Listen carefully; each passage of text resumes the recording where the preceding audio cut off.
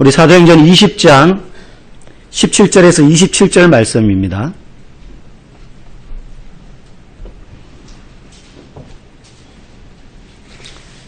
사도행전 20장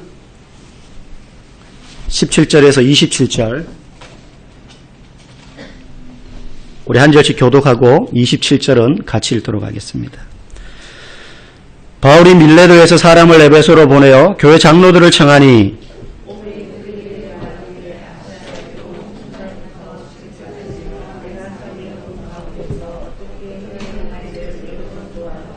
곧 모든 겸손과 눈물이며 유대인의 관계로 말미암아 당한 시험을 참고 주를 섬긴 것과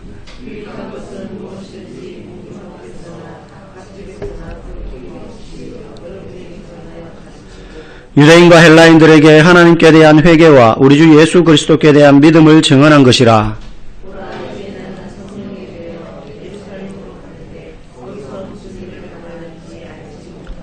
오직 성령이 각성해서 내게 증언하여 결박과 환난이 나를 기다린다 하시나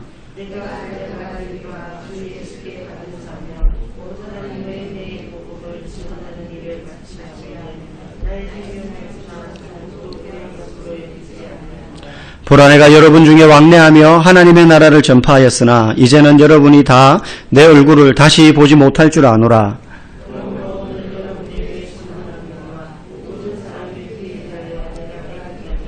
이는 내가 꺼리지 않고 하나님의 뜻을 다 여러분에게 전하였음이라.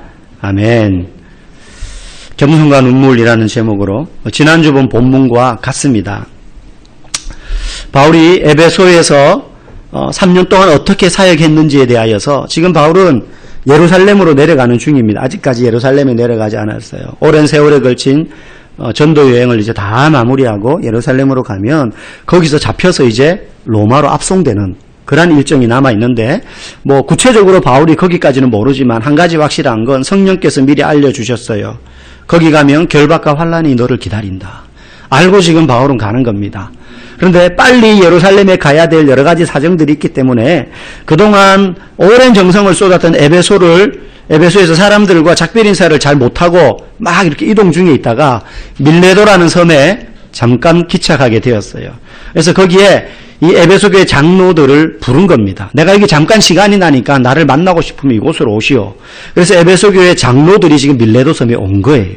그래서 지난주에 우리가 뭘 들었습니까? 바울이 말했죠. 내가 지난 3년 동안 에베소 교회에서 사역하면서 어떻게 섬겼는지 너희들이 다 알고 있지 않냐. 그런데 바울이 그 얘기하면서 내가 너희들을 위하여 그렇게 섬겼고 또 내가 막 사역을 많이 해가지고 교회를 이만큼 일구어놨고 또 전도를 이만큼 해가지고 열매를 이만큼 맺은 거 너희 잘 알지.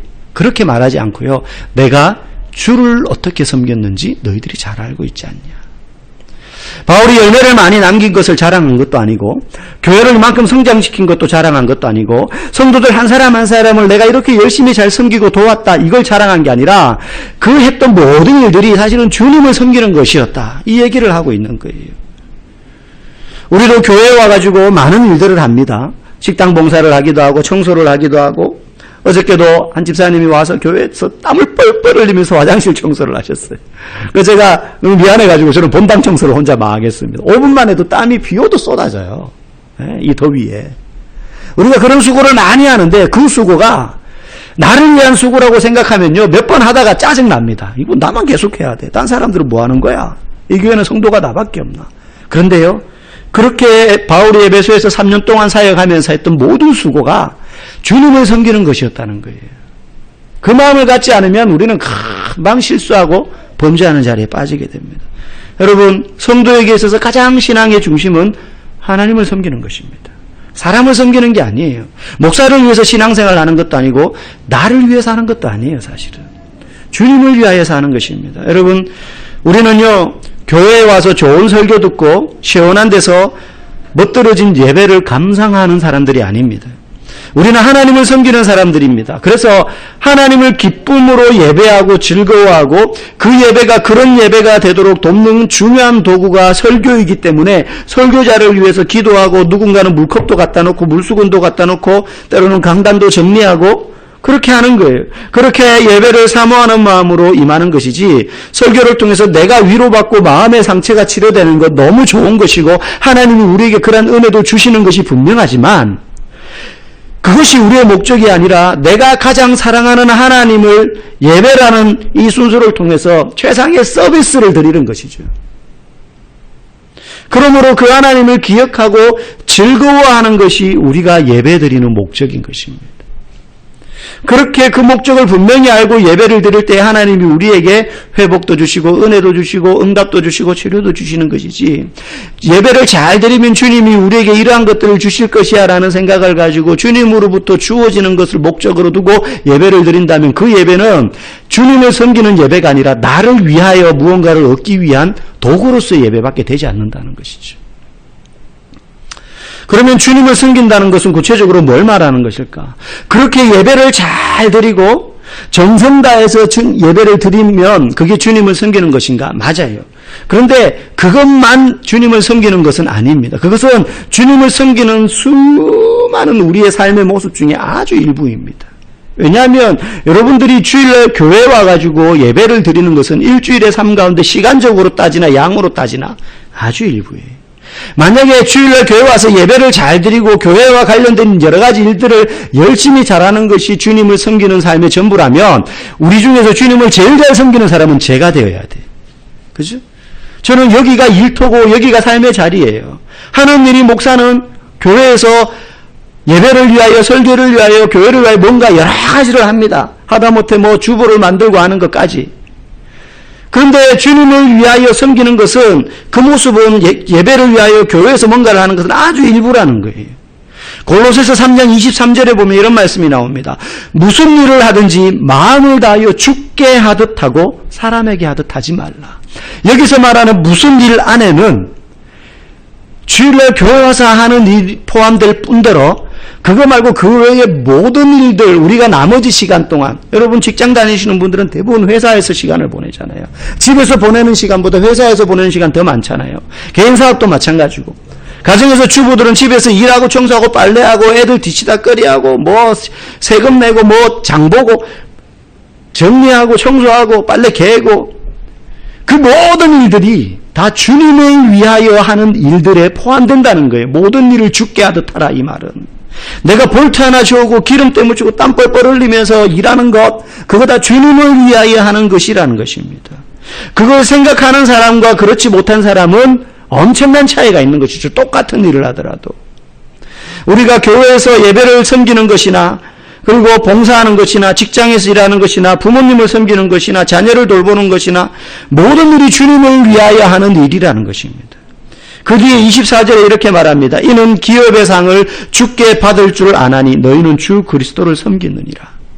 우리가 주를 위해서 일하다 보면요. 기분 좋은 일만 생기지 않습니다. 여러분 그렇지 않습니까? 나보다 못하다고 여겨지는 사람이 나를 치고받을 때가 있어요. 나는 좋은 마음으로 일하고 말했는데 나에게 돌아오는 것이 좋은 것이 아닐 때가 있어요. 그럴 때 막 때로는 배알이 꼴리고요. 자존심이 상합니다. 내가 뭐가 아쉬워서 저렇게 머리 숙여야 되고 말이지. 나는 입이 없어서 말을 안 하는 줄 아나. 할 말 많죠. 따지고 대들면은 그 사람보다 잘나고 내가 잘한 거 얼마든지 이야기하고 그 사람 잘못한 거 지적할 수 있어요.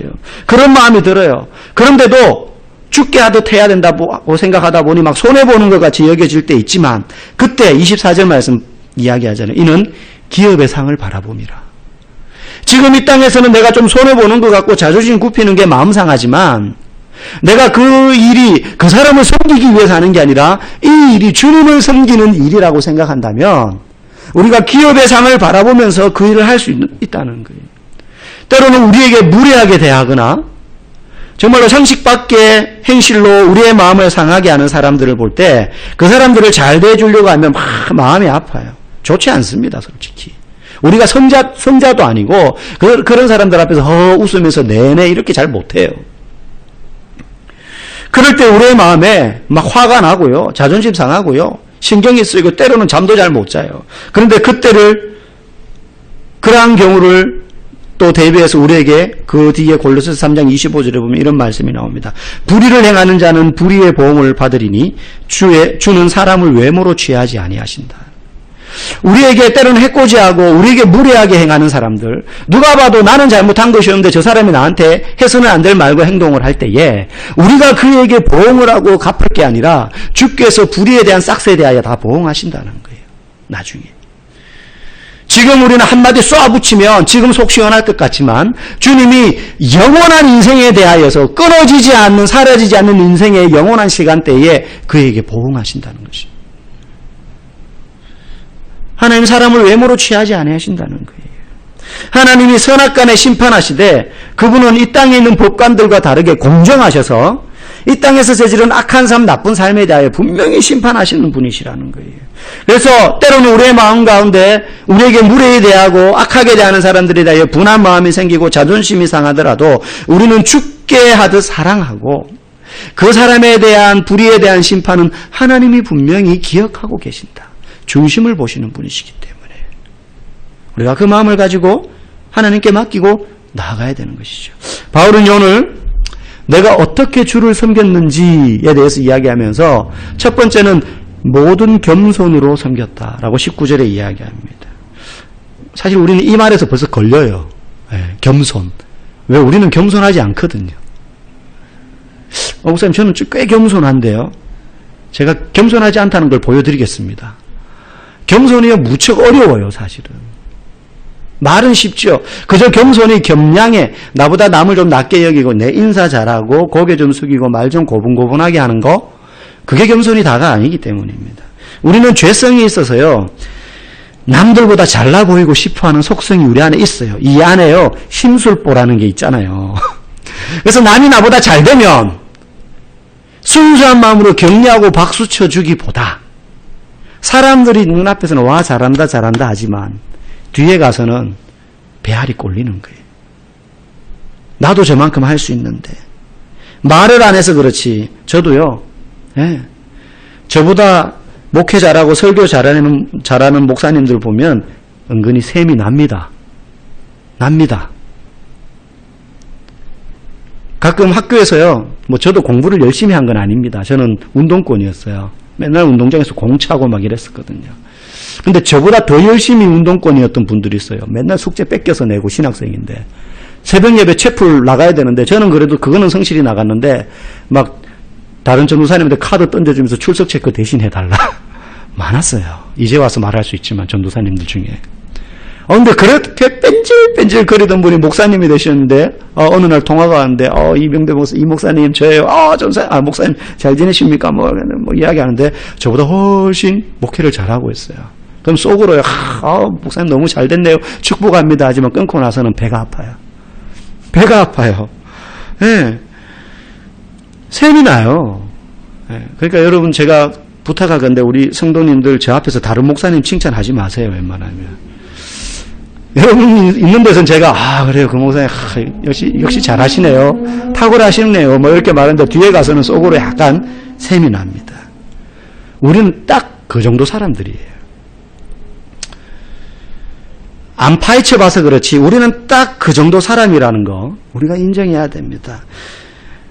어떤 분이요 말로만 저에게 찾아와가지고 목사님 저는 아무것도 아닙니다. 저는 참 무익한 종입니다. 바울이 한 그 고백과 같은 고백을 저한테 한다고 쳐요.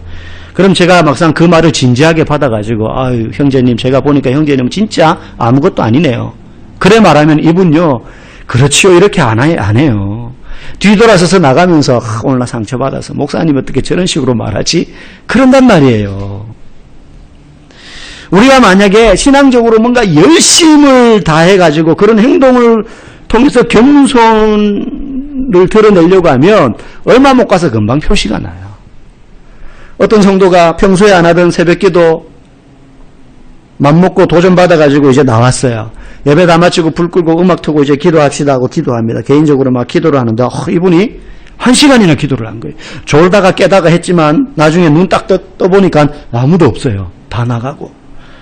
그러니까 막 생각하는 거죠. 문을 나서면서 할렐루야 내가 오늘 제일 오래 기도했구나. 목사님보다도 오래. 저는 사실 목사보다 오래 기도하는 성도 그렇게 반갑진 않아요. 그분이 오래 기도하면 저는 더 오래 있어야 되거든요. 때로는 좀 일찍 하고 나가주는 게 좋은데 가끔 그런 분이 있으면 이분이 나가면서 생각하는 거죠. 내가 목사님보다 더 오래 기도했고 오늘 내가 나가면서 방송도 끄고 불도 끄고 에어컨도 끄고 교회 문 잠그고 나가는구나. 기도도 안 하는 것들이. 이렇게 생각하면 그러면서 자기의 영성이 한 단계 업그레이드 된 것처럼 생각하면요. 그것은 겸손이 아니죠. 우리가 뭔가 행동하고 막 노력해가지고 우리의 겸손을 드러내려고 하면요. 우리의 성품으로는 겸손하기가 어렵습니다. 그러나 우리의 모든 삶을 주님을 섬기는 것이라고 해석하기 시작하면 달라집니다. 왜? 섬김을 받는 그 대상이, 우리의 열심으로 섬김받는 그 대상이 주님이시기 때문에 내가 하는 모든 일의 영광과 열매를 받으실 이가 내가 아니라, 우리의 마음속엔 그런 마음이 있죠. 내가 뭐 좀 열심히 잘하면 사람들이 좀 알아줬으면 하는 마음이 있어요. 목사도 그런데, 목사, 막 설교 막 하고 나면 성도들이, 목사님 설교 은혜 받아서 이 말 듣고 싶어요. 목사도. 그러면 안 그래요? 자녀들이 시험 치고 나면 성적 잘 받았으면 자랑 막 하면 부모님으로부터 칭찬받고 싶잖아요. 그런 마음이 드는데, 우리가 하는 모든 섬김이 그리스도를 위한 섬김이라고 우리가 해석하기 시작하면 우리가 하는 일들의 모든 영광과 열매를 받으실 리가 그분이신 줄 알기 때문에 나의 직장과 가정과 건강과 물질과 공로와 자녀가 전부 다 주님께서 이 땅을 살면서 열심히 그것을 활용해서 주를 위하여 열매를 남기고 주께 영광을 돌리기 위한 도구로서 우리에게 잠시 맡기신 것이라는 사실을 알므로 우리가 내 것이라고 주장할 것이 아무것도 없는 것인 줄 알고 나의 권리를 영광을 위해서, 나의 권리나 영광을 위해서 아무것도 떼어놓지 않으려고 하는 그 마음이 있을 때, 그때 우리는 진짜 겸손해질 수 있는 거죠. 내가 열심히 수고해가지고 뭔가 두드러진 결과를 남길 때 이것이 내가 받을 영광이요 열매가 아니라 우리 주님을 위한 영광이요 열매이다 라고 우리는 해석해야 되는 것입니다. 무슨 일을 할 때? 모든 일을 할 때. 그때 우리는 겸손해질 수 있는 겁니다. 사람들은 우리에게 박수 칠 수 있습니다. 부장님, 과장님, 회사에서, 교회에서도 마찬가지로, 집사님 대단하세요. 칭찬합니다. 그게 나쁜 거 아니에요. 잘하면 칭찬 받아야죠. 격려해줘야죠. 그런데 그 받는 그 사람이 격려와 칭찬은 받을지언정 마음의 중심에 이 칭찬과 격려와 열매와 영광은 우리 주님이 받으실 것이야. 그 마음으로 섬길 수 있는 것이죠. 두 번째 사도는 19절에서 겸손 다음에 모든 눈물이며 라고 말합니다. 여기서 눈물이라는 단어는요, 원문에 보면 복수로 되어 있습니다. 단순히 눈물들이라는 뜻이 아니라 눈물을 많이 흘렸다는 거예요. 계속. 수없이 많은 눈물을 바울이 흘렸다는 겁니다. 에베소에서 사역하면서. 여러분, 우리는 언뜻 떠올리면 바울 같은 인간이 눈물을 흘렸다?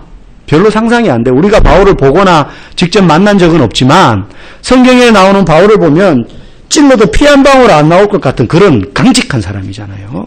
2차 전도 여행 때는 루스드라라는 성에 가가지고 복음을 전하다가 돌에 맞아가지고 사람들한테 죽은 줄 알고 시체인 줄 알고 사람들이 성 밖으로 내던졌잖아요.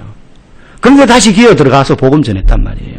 여러분, 그 당시에 고증한 영화나 드라마를 보면 신약시대 때, 로마시대 때 돌로 때리는 형이 있었습니다. 죄 지은 사람에게. 특히 유대인 율법 가운데. 그럼 어떻게 죽이느냐? 그냥 빙 둘러서서 돌 던지지 않아요. 벽에 쇠사슬이 있습니다. 거기에 이 사람을 묶어요. 못 도망가게, 못 움직입니다. 묶어놓고 사람들이 그 앞에 쫙 서가지고 한 명이 돌멩이를 담은 바구니를 들고 다니면서 돌멩이를 두세 개씩 나눠줘요. 그러니까 일제히 던집니다. 던지고 나면 또 나눠줘요. 또 던집니다. 그럼 이 사람이 처음에는 안 맞으려고 막 피하겠죠. 여러분, 바울이라고 때리세요 이랬을까요? 막 뒤밀었을까요? 아니에요. 돌멩이가 날라오는데 누가 그걸 두들겨 맞고 있습니까? 피합니다, 본능적으로. 근데 피할 수 있나요? 머리가 터지고, 입이 터지고, 이빨이 부러지고. 그럼 바울이 루스드라에서 돌에 맞아서 죽은 것처럼 되었다라고 할 때 그냥 맞아서 아파서 기절한 게 아니에요. 입, 콧대는 부러지고, 눈은 퉁퉁 붓고, 귀는 찢겨나가고, 이빨은 다 부서지는 거예요. 여러분, 바울의 몰골이 성하지 않습니다. 성하지 않습니다. 그런데도 전도하러 들어갔던 바울이에요. 얼마나 강직한 사람입니까? 그런데 바울이 말합니다. 내가 너희 가운데서 주를 섬길 때에 수없이 많은 눈물을 흘렸다는 거예요. 단순히 힘들어서 흘린 눈물이 아닙니다. 아파서 흘린 눈물이 아닙니다. 목자의 마음을 가지고 흘리는 눈물이었어요. 이 눈물은. 여러분, 주님을 섬기고 있기 때문에 주님의 마음이 어떤 줄을 알고 흘리는 눈물이에요. 오랫동안 복음을 전했음에도 불구하고 수많은 사람들이 복음을 거슬러 살아가고 그들을 바라보면서 성도들이 주님을 만났지만 말씀대로 살지 못하고 실패하고 그리스도를 믿음으로 누릴 수 있는 진정한 기쁨과 평안과 소망을 제대로 누리지 못하고 살아가는 그 성도들의 모습을 바라보면서 목자의 심정을 가지고 흘렸던 눈물이에요. 여러분, 이 눈물은 말이 쉽지 한두 번 울 수는 있지만 끊임없이 그 영혼들을 바라보며 운다는 것은 쉽지 않아요. 양을 돌보는 목자와 삭군의 차이가 무엇인지 예수님이 말씀하셨잖아요. 평소에는 양을 돌보는 것은 똑같기 때문에 차이 나지 않습니다. 그러나 결정적인 순간에 차이가 나는데 맹수들이 양을 덮치거나 할 때에 위험에 빠질 때에 목자는 그 양을 위하여서 대신 목숨을 버릴 준비가 되어 있는 사람이지만 삭군은 자기의 목숨부터 먼저 보존하기 위해서 도망가는 사람입니다. 그런데 그거보다 더 중요한 차이가 한 가지 있습니다. 그게 뭐냐? 삭군은 절대 양이 어려움 당한다고 해서 울어주지 않아요. 울지 않아요. 왜? 내 양이 아니니까. 월급 받고 돈 받고 그냥 잠시 돌봐주는 양이니까 울지 않아요. 그런데 목자는요, 울어요. 목자는 양의 아픔을 보고요, 수없이 많은 눈물을 흘린다고요. 여러분, 우리가 그게 피부에 잘 와닿지 않아요. 그런데 여러분 모두 자녀를 키우거나 아니면 집에서 요즘은 반려동물을 키우는 분들이 많이 있잖아요. 저희 큰애가 돌 안 됐을 때 같아요. 아이들 열칠에 한 번씩 하잖아요. 열이 막 올라가지고. 근데 꼭 애들이 그렇게 열 오를 때는 새벽이나 밤에 열이 올라요. 병원 문 닫혔을 때. 그러면 안고 어디 갑니까? 대학병원 가는 거죠. 응급실 있는 병원 가야 되니까. 요즘은 뭐 어지간한 병원 또 이제 응급실인데 많지만. 근데 제가 이제 애를 안고 아내랑 제가 주일 새벽이었어요. 교회를 가야 되는데. 그래서 빨리 새벽에 이제 대학병원을 갔습니다. 뭐 애가 열이 쟀더니만 39도가 넘은 거예요. 위험하다는 거예요. 그러니까 뭐 애를 막 빨가벗깁니다. 빨가벗겨놓고 기저귀도 다 벗겨놓고 그냥 있는 상태에서 이제 그 링겔 바늘을 꼽아야 되는데 애기들이니까 잘 이렇게 혈관이 두드러지지 않으니까 잘 못 꼽기도 하지만 한 두세 번 찌르다가 꼽아야 되잖아요. 이걸 계속 안 돼도 못 꼽는 거예요. 이게 계속 찔렀다 뺐다 나중에 손등에 했다가 안 되니까 손바닥에 했다가 안 되니까 막 발바닥 이쪽에다 하고 막 계속 찔렀다 뺐다 하는데 제가 그냥 그때 목사만 안 했으면 막 10원짜리 욕을 막 내뱉었어. 막 이러면서 막 당신들이 간호사야. 뭐야 지금. 한 두세 번 꽂다가 찾아야 될 거 아니에요. 계속 넣었다 뺐다 하는데 여기 하다가 안 되니까 이쪽 손에 하고 그러다가 안 되니까는 막 또 막 여기 손등에다가 막 하고 못 하는 거예요. 애는 막 죽겠다고 울고 그냥 응급실 안에도 못 들어가고 복도 같은 데 있잖아요. 홀에 그냥 거기서. 그러니까 막 그때 부모 마음이 어때요? 타들어가는 거죠. 나중에 안 되니까 수간호사를 부르더라고요. 그 수간호사가 뭐 몇 번 해보니 처음부터 수간호사를 부르든가 한 두세 번 하다가 안 되면 한 두세 명이 달려와가지고 계속 언니 안 되는데 다른 언니 또 불러요. 언니 부르지 말고 처음부터 수간호사 부르든지. 나중에 막 가슴이 다 녹아내리는 것 같아. 그거 하나 하는데도. 그때 부모가 어떤 마음이 들어요? 내가 차라리 저거 바늘에 계속 꼽히고 싶은. 얘는 안 그랬으면 좋겠다. 내가 저렇게 열이 나고 얘는 열이 안 날 수 있다면. 그게 여러분 목자의 마음이에요. 그게 목자의 마음이에요. 목자는 양들이 위험에 처할 때 양들의 형편을 보고 우는 사람이에요. 그 양이 힘들기 때문에 울기도 하지만 그 양을 바라보며 우실 그 참된 목자 대신 예수 그리스도를 생각하며 우는 사람이 목자예요.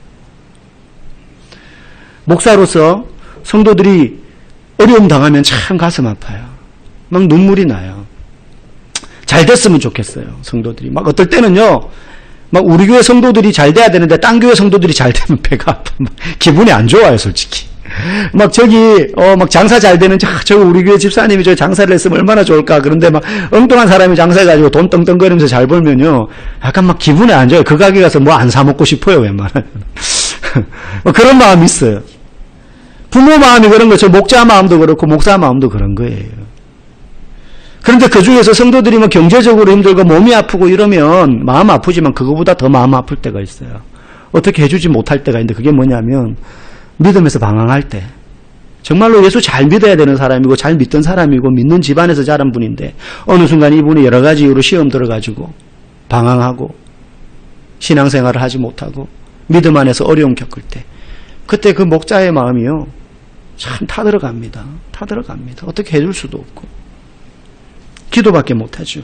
그때 우는 거예요. 고린도전서 4장 15절에 보면요. 그리스도 안에서 1만 스승이 있으되 아비는 많지 아니하니. 여러분 선생님의 은혜가 크다 그러지만 부모님의 은혜랑 비교할 수 없잖아요. 그리스도 예수 안에서 내가 복음으로써 너희를 낳았다. 바울이 말합니다. 내가 결혼도 안 했고 자녀를 낳아본 적 없지만 복음 안에서 내가 너희를 낳았다는 거예요. 바울의 마음에는 그 성도들이요. 자식이에요. 자식. 아버지예요. 바울은. 아버지의 마음을 가지고 지금 이야기하는 거예요. 내가 너희들과 함께 목양하면서 주를 섬겼는데 수없이 많은 눈물을 흘렸다. 수없이 많은 눈물을 흘렸다. 여러분 자녀가 그냥 큽니까? 여러분이 그냥 자랐습니까? 그냥 맛있는 거 삼시세끼 먹여주고 자랄 때 옷만 입혀주고 학교 보내서 공부시키면 큽니까? 아니잖아요. 개를 끌안고 가슴을 치며 울고 때로는 그 아이 때문에 누구 앞에 가서 머리 조아려야 되고 이 아이 뒷바라지 하느라고 밥도 못 먹고 잠도 제대로 못 자고 열심히 일해야 되고 눈물로 땀으로 아프면 들쳐매고 이 병원 저 병원 뛰어다녀야 되고 그러면서 키우는 거잖아요. 그러면서 키우는 거잖아요.